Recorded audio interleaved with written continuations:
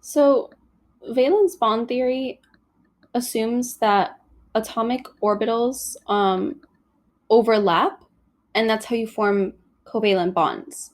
So, if you have like chlorine forming the diatomic molecule here,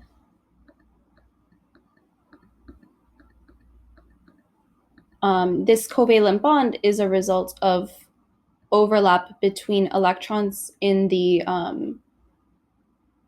is it two in the 3s in the 3p, sorry, this is a 3p electron and that's a 3p electron.